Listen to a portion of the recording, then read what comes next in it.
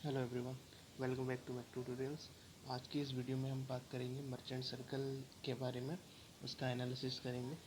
तो merchant circle को पढ़ने से पहले हमें ये पता होना चाहिए कि जो हमारा ऑर्थोगोनल मशीनिंग ऑपरेशन होता है उसमें कितने टाइप के फोर्सेस प्रेजेंट रहते हैं और उन फोर्सेस की हेल्प से ही हम मर्चेंट सर्कल बनाएंगे। ठीक है। तो ये हमारा फिगर है यहाँ पर। ये हमारा कटिंग टूल है, ये चिप है जो रिमूव हो रही है, ये हमारा वर्क पीस है। ऑलराइट। तो ये जो टूल है और टूल्स की जो टिप है उसके परपेंडिकुलर और परपेंडिकुलर अगर हम एक लाइन बनाएं और तो उनके बीच का जो एंगल है ये अल्फ़ा है, जिसे हम रैक एंगल कहते हैं। ये हमारा शेयर प्लेन है। शेयर प्लेन क्या होता है, हमें ये पता है कि जो हमारी चिप रिमूव होती है वो किस वजह से होती है, शेयर डिफॉर्मेशन के कारण। इसलिए वहाँ पर एक शेयर प्लेन होता है जिसके अलोंग शेयर वेलोसिटी होती है। और जो वी जो हमारा टूल होता है उसके अलोंग होती है चिप वेलोसिटी। ऑलराइट। तो ये वी एस हमारी शेयर वेलोसिटी है और ये वी सी हमारी चिप वेलोसिटी है। ठीक है। तो हॉरिजॉन्टल से ये शेयर प्लेन जितना एंगल बनाता है वो फाई है, जिसे हम कहते हैं शेयर प्लेन एंगल। ओके। तो हम बात करते हैं फोर्सेस की, कितने टाइप के फोर्सेस होते हैं। तो आपने शेपिंग ऑपरेशन देखा होगा अपनी वर्कशॉप में, देखा होगा।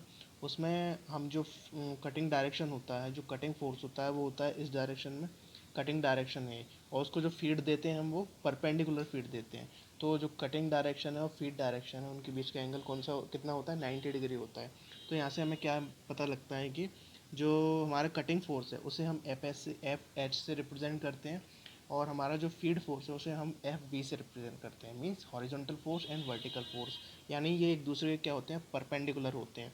और जनरली क्या होता है, जो हमारा कटिंग फोर्स है वो फीड फोर्स से ज़्यादा होता है। ठीक है ना। फीड देने में हमें इतना फोर्स नहीं लगाना पड़ता जितना हमें कटिंग करने में फोर्स लगाना पड़ता है। ऑलराइट। तो अब इन दोनों फोर्सेस का ही मैं मर्चेंट सर्कल बनाऊँ। ये मेरा जो कटिंग फोर्स है इस डायरेक्शन में, कटिंग फोर्स है इस डायरेक्शन में और फीड फोर्स है इस डायरेक्शन में। शेपिंग ऑपरेशन को आप इमेजिन करें, मैं शेपिंग ऑपरेशन की बात कर रहा हूँ। तो उस वे में हम देखें तो कटिंग फोर्स हमारा इस डायरेक्शन में, फीड फोर्स इस डायरेक्शन में। ऑलराइट। तो अगर तो यहाँ पे हमें कितने दो फोर्स मिल गए, एक हॉरिजॉन्टल एक वर्टिकल, यानी एक कटिंग फोर्स और दूसरा फीड फोर्स। अब इनकी हेल्प से मैं मर्चेंट सर्कल बनाऊँ तो कैसा मर्चेंट सर्कल बनेगा। तो एक मेरा हॉरिजॉन्टल फोर्स है, एक वर्टिकल फोर्स है, इन दोनों के बीच का एंगल ये हो गया 90 डिग्री। ऑलराइट। तो अब यहाँ से एक रिजल्टेंट फोर्स आर मिल जाएगा मुझे। तो ये एक सिंपल सा टू फोर्सेस का मर्चेंट सर्कल बन गया। हम सारे फोर्सेस को कंसिडर करके मर्चेंट सर्कल बनाएंगे। तो हम देखते हैं अब आगे आने वाले फोर्सेस कौन कौन से हैं। सेकेंड फोर्स है हमारा friction force and normal force. Friction force क्या होता है, friction force force between tool and chip along the tool chip interface. मतलब हमारा जो ये टूल है और ये चिप को कट कर रहा है, तो चिप इस पर फ्लो होगी, इस टूल के सरफेस पर इस साइड में फ्लो हो जाएगी। जैसे यहाँ पे हमारी चिप वेलोसिटी भी होती है जिसे हम वीसी कहते हैं। तो इस साइड पे चिप फ्लो हो रही है, तो इनके बीच में क्या हो रहा है, फ्रिक्शन हो रहा है, तो वहाँ पे एक फ्रिक्शन फोर्स जनरेट हो रहा है। तो इसके अलोंग ये लाइन थोड़ी, जो एफ वाली लाइन है फ्रिक्शन फोर्स वाली, थोड़ी टेढ़ी बन गई। बिल्कुल इसके अलोंग एक लाइन बनेगी, इसके बिल्कुल अलोंग बिल्कुल ऐसे लाइन बनेगी जो हमारा फ्रिक्शन फोर्स की लाइन होगी। ठीक है ना। तो फ्रिक्शन फोर्स हो गया। और फ्रिक्शन फोर्स के परपेंडिकुलर एक फोर्स होता है, इसे नॉर्मल फोर्स बोलते हैं। तो ये उसके अलोंग चिप टूल इंटरफेस के अलोंग हमारा फ्रिक्शन फोर्स है, उसके परपेंडिकुलर हमारा नॉर्मल फोर्स है। ठीक है। तो इनके बीच का एंगल भी क्या होगा, 90 डिग्री हो गया।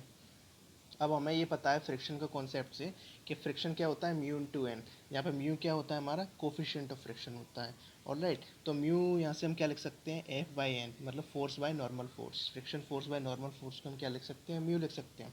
ठीक है। अब हमें ये भी पता होना चाहिए कि म्यू इजकल टू 10 लेमडा होता है, यानी 10 लेम। अब हमें म्यू की वैल्यू पता है एफ बाई एन, तो यहाँ से हम क्या लिख सकते हैं कि F friction force upon normal force is equal to 10 lambda, ये हम लिख सकते हैं। इससे हमें यहाँ पे एंगल मिल जाएगा। तो टेन क्या होता है, टेन थीटा क्या होता है, परपेंडिकुलर टू द बेस। तो हमारा यहाँ पर ये क्या हो जाएगा, परपेंडिकुलर, ये बेस हो जाएगा। तो ये एंगल हमें मिल जाएगा लेमडा। ऑलराइट। तो हमें यहाँ पर लेमडा मिल गया, इसे हम क्या बोलते हैं, एंगल ऑफ फ्रिक्शन। तो हमें अभी चार फोर्सेस मिल चुके हैं। पहला हमारा था कटिंग फोर्स, दूसरा फीड्स फोर्स, और फिर दो फोर्स हमें ये मिले, friction force and normal force. अब दो फोर्स और हैं जो कि मर्चेंट सर्कल में प्रेजेंट होते हैं, या हम बोल सकते हैं इस पूरे मशीनिंग ऑपरेशन में प्रेजेंट होते हैं। तो हम उन फोर्सेस को देखते हैं, उसके बाद हमारा मर्चेंट सर्कल बनाने का जो प्रोसेस है वो स्टार्ट होगा। तो जो हमारा तीसरा फोर्स है, तीसरे लास्ट दो फोर्सेस हैं, वो है shear force and normal force on shear plane. वो ये जो हमने पिछली बार पढ़ा है वो शेयर फोर्स नहीं है, वो नॉर्मल फोर्स नहीं है, ये नॉर्मल फोर्स शेयर प्लेन पर है। तो कौन कौन से दो फोर्सेज हैं, shear force and normal force on shear plane. तो शेयर फोर्स को हम एफ एस से रिप्रेजेंट करते हैं और नॉर्मल फोर्स को एफ एन से रिप्रेजेंट करते हैं। ठीक है ना। तो ये दोनों फोर्स भी परपेंडिकुलर होते हैं, मींस इन दोनों के बीच का एंगल भी क्या होता है, 90 डिग्री होता है। अब शेयर फोर्स शेयर प्लेन के अलॉन्ग रहता है एफ एस, ये हमारा शेयर प्लेन है जहाँ पे हमारी शेयर वेलोसिटी होती है वी एस।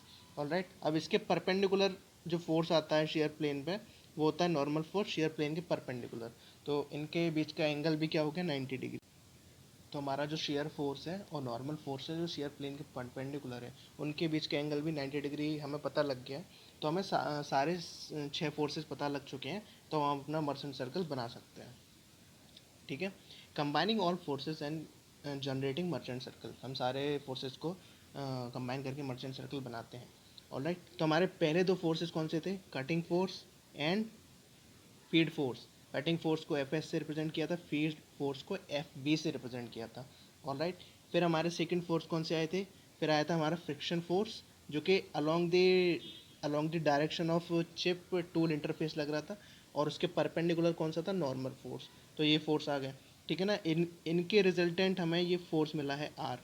ये आर किनके रिजल्टेंट मिला है, हमें मिला है ये कटिंग फोर्स और फीड फोर्स के जो रिजल्टेंट फोर्स मिला है वो आर मिला है। ठीक है ना। और ये एफ फ्रिक्शन फोर्स और नॉर्मल फोर्स का भी रिजल्टेंट है, जैसा कि हम यहाँ पे देख सकते हैं। फिर हमें लास्ट दो फोर्सेस मिले हैं, शेयर फोर्स और normal force on shear plane. तो शेयर फोर्स शेयर प्लेन के अलॉन्ग हो गया, और नॉर्मल फोर्स उसके परपेंडिकुलर हो गया। और शेयर फोर्स और कटिंग फोर्स के बीच का एंगल कितना होता है, फाइव, जिसे हम शेयर प्लेन एंगल भी बोलते हैं। ठीक है। अब हमें ये पता है कि फ्रिक्शन फोर्स और नॉर्मल फोर्स के बीच का एंगल लेमडा है, जो अभी हमने देखा था। कैसे देखा था, हमें पता था कि मी इजकल टू होता है टेन लेमडा। यहाँ पर लेमडा क्या होता है, एंगल ऑफ फ्रिक्शन। और मैं म्यू इजकल टू क्या पता था, एफ बाई एन। तो टेन लेमडा हमें पता चल गया था यहाँ से। टेन लेमडा क्या पता चल गया था, F by N lambda degree angle यहाँ पे हमें पता चल गया था। ऑलराइट, अब ये एंगल लेमडा है, ये एंगल 90 है, तो ये एंगल हमारा क्या हो जाएगा, 90 माइनस लेमडा। ऑलराइट, ये हमारा फाई है, शेयर प्लेन एंगल, ओके हमें पता है।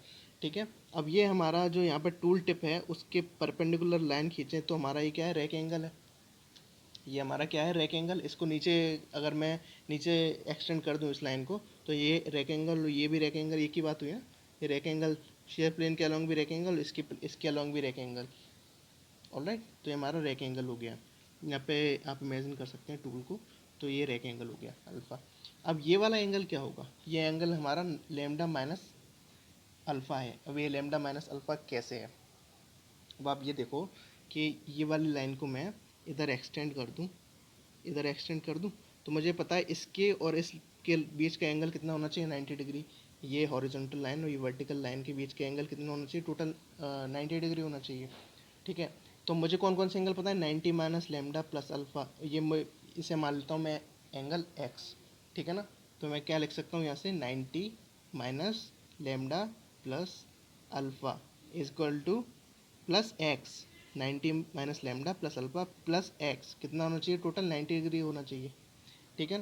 तो यहाँ से एक्स की वैल्यू निकालेंगे हम, तो 90 से कैंसिल हो जाएगा। तो हमारे पास क्या हो जाएगा, यहाँ से एक्स आ जाएगा लेमडा माइनस अल्फ़ा। ऑलराइट, तो हमें ये वाला एंगल भी पता चल गया। तो ये है हमारा मर्चेंट सर्कल। ऑलराइट, इसे बोलते हैं हमारा मर्चेंट सर्कल। तो आपको इसके बीच के सारे फोर्सेस के बारे में पता चल गया होगा, और उनके बीच के एंगल्स के बारे में भी पता चल गया होगा। ऑलराइट, तो जो हमारा यहाँ से रिजल्टेंट फोर्स निकलता है जनरली, वो होता है हमारा कटिंग फोर्स और फीड फोर्स आर नोन। सो इनके बीच का जो रिजल्टेंट है उसे हम कैसे निकाल सकते हैं, पाइथागोरस थ्योरम लगाइए simply, F S F H square F B square, यहाँ से हमारा रिजल्टेंट निकल जाएगा। ऑलराइट, अब यहाँ से हम कुछ इंपॉर्टेंट रिलेशंस हैं जो हम निकाल सकते हैं, हमें पता होना चाहिए। तो वो क्या होता है, हम फ्रिक्शन फोर्स को क्या लिख सकते हैं, यहाँ से हम फ्रिक्शन फोर्स एफ को लिख सकते हैं R R sine lambda, R sine lambda.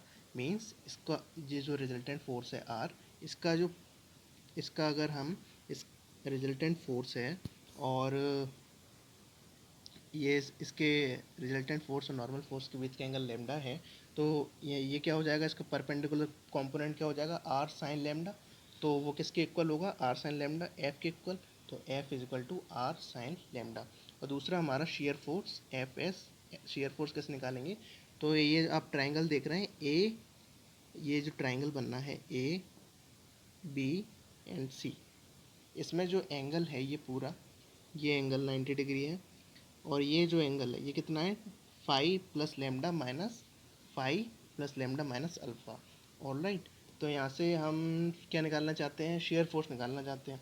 अब शेयर फोर्स कैसे निकालेंगे, हमें पता है यहाँ से कि कॉस फाइव प्लस, यहाँ से हम क्या पता है हमें कि cos five plus lambda minus alpha कितना होगा, कॉस क्या होता है, बेस अपॉन हाइपोटेनस। ऑलराइट, तो बेस क्या है एफ एस, हाइपोटेनस क्या है हमारा आर। तो यहाँ से एफ एस यानी शेयर फोर्स हमें पता चल गया क्या, R multiplied cos five plus lambda minus alpha. Alright, ये हमें पता चल गया। तो हमें ये इंपॉर्टेंट रिलेशन यहाँ पे पता चल गया कि friction force is equal to R sine lambda, shear force is equal to R cos five plus lambda minus alpha. अब जो मर्चेंट सर्कल एनालिसिस में एक इम्पॉर्टेंट पॉइंट है वो है पावर रिक्वायर्ड फॉर मशीनिंग। तो power required for machining is equal to P होता है, और पी क्या होता है, shear power plus frictional power.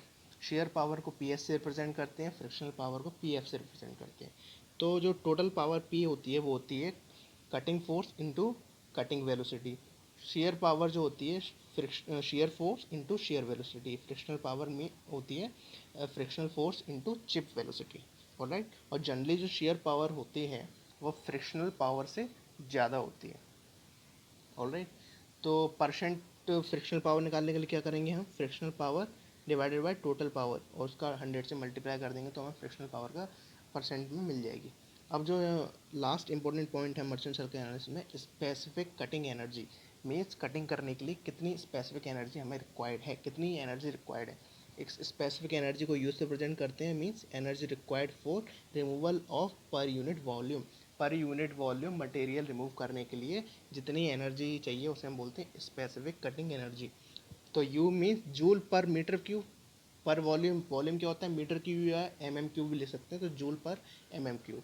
तो यू क्या हो गई, power P divided by material removal rate. Power क्या हो गई, जूल में, मटेरियल रिमूवल रेट क्या में हो जाएगा, एम एम क्यूब में, ठीक है ना, या मीटर क्यूब में भी आप लिख सकते हैं। तो पावर क्या होती है, cutting force into cutting velocity, और मटेरियल रिमूवल की रेट क्या हो जाएगी, टी वन। अब टी वन क्या है यहाँ पर, टी वन हमारा, टी वन हमारी है अनकट चिप थिकनेस, बी इसकी विड्थ है, जो हमारा ये 3D व्यू है किस चीज़ का, जो हमारा वर्क पीस है। तो विड्थ है इसकी बी, टी वन इसकी अनकट चिप थिकनेस है। ऑल राइट, तो टी वन क्या हो गई, इसकी अनकट चिप थिकनेस की uncut chip thickness T one है, वी क्या है जो वर्क पीस है उसकी विड्थ है, और उसको जब वेलोसिटी से मल्टीप्लाई करेंगे तो क्या मिलेगा हमें, मटेरियल रिमूवल रेट। तो अब यहाँ से जो वी है कैंसिल हो जाएगा, तो हमारे पास यू क्या आ गई, cutting force divided by T into V. तो यू का ये फॉर्मूला हमारे पास आ गया, कटिंग फोर्स या horizontal force divided by uncut chip thickness into width of work piece. तो इतनी एनर्जी हमें रिक्वायर्ड रहेगी per unit volume material remove करने के लिए। सो आई होप आप लोगों को ये लेक्चर पसंद आया होगा, समझ में आया होगा, मर्चेंट सर्कल आप लोग समझ पाए होंगे। Thanks for watching. If you understood this lecture, please like this video and subscribe our channel Mac Tutorials.